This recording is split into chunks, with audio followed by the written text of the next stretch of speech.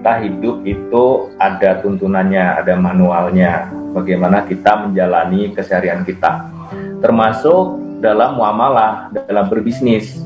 Karena Rasulullah Muhammad SAW diutus ke dunia ini untuk menyempurnakan kemuliaan akhlak. Nah, salah satu yang harus disempurnakan dan sudah dituntunkan oleh Rasulullah Muhammad SAW adalah dalam hal bidang muamalah, dalam hal bidang bisnis dan ekonomi. Sehingga kita akan sedikit pagi ini diskusi terkait dengan bagaimana kita menjaga etika kita ataupun akhlak kita dalam berbisnis. Karena sekarang Masya Allah ya, ujiannya memang berat, apalagi pandemi. Dan kalau kita nggak punya panduan, patokan, ataupun sesuatu yang kita pegang untuk menjaga akhlak dan etika kita, khawatirannya adalah kita terjerumus kepada hal-hal yang subhat, bahkan justru na'udzubillah min dzalik, terjerumus ke yang haram. Salah satu modal terpenting dalam berbisnis, dalam berusaha adalah kita memiliki kredibilitas. Dan kredibilitas inilah yang sudah dicontohkan oleh Rasulullah Muhammad SAW bahkan sebelum beliau diutus sebagai nabi dan sebagai rasul.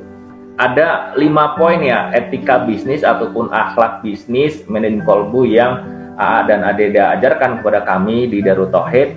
Yang pertama adalah memiliki kredibilitas, kemudian yang kedua sedikit untung banyak laku, yang ketiga mudah dan menyenangkan, keempat tepat janji dan amanah, kelima adalah zikir dan doa. Nah, kalau kita mengambil sedikit membaca riwayat Rasulullah Muhammad SAW, maka beliau usia 8 tahun itu sudah berwirausaha mengembalakan kambing.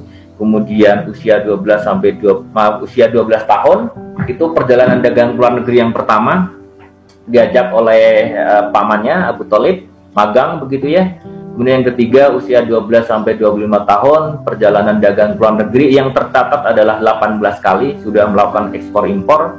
Kemudian beliau usia 25 tahun nikah dengan seorang investor yang sangat kaya luar biasa. Sepertiga dari kekayaan dan aset Mekah adalah pegang oleh beliau Siti Khadijah, dengan mas kawin dalam beberapa riwayat 20 ekor unta muda. Dengan modal apa? Kredibilitas.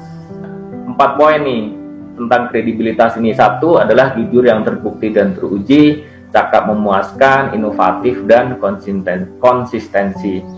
Nah, terkait dengan kredibilitas ini, pertanyaannya begini, kan Rasulullah usia 6 tahun yatim piatu. Nah, sekarang banyak pemuda, teman-teman kita, teman-teman saya, adik-adik gitu ya, itu merasa, wah saya berhasil atau tidak ya, sukses atau tidak ya.